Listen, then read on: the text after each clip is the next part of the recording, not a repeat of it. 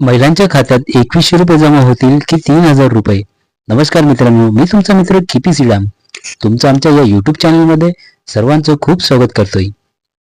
मित्रांनो, मुख्यमंत्री माझी लाडकी बहीण योजनेअंतर्गत राज्यातील पात्र महिलांना सध्या दरमहा 1500 रुपये दिले जात आहे.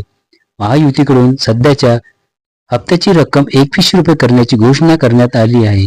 परंतु महाविकास आघाडीने राज्यात महालक्ष्मी योजना सुरू करून राज्यातील महिलांना दरमहा 3000 रुपये देण्याची घोषणा केली आहे.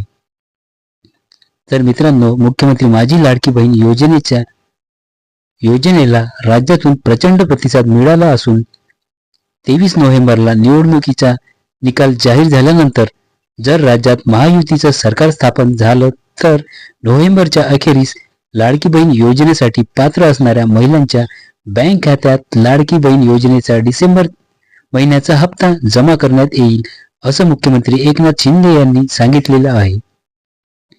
तर मित्रांनो, महायुतीकडून माझी लाडकी बहीण योजनेच्या डिसेंबरच्या महिन्याचा हप्त्याची रक्कम 2100 रुपये निवडणुकीच्या निकालानंतर जमा करण्याचे आश्वासन देण्यात आले आहे.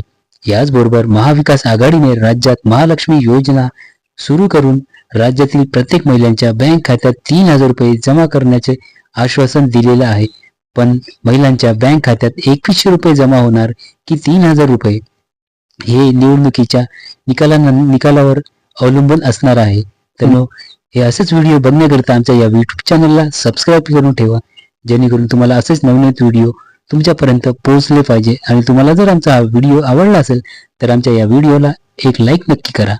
तर मित्रांनो, भेटूया असंच एका नवीन व्हिडिओमध्ये.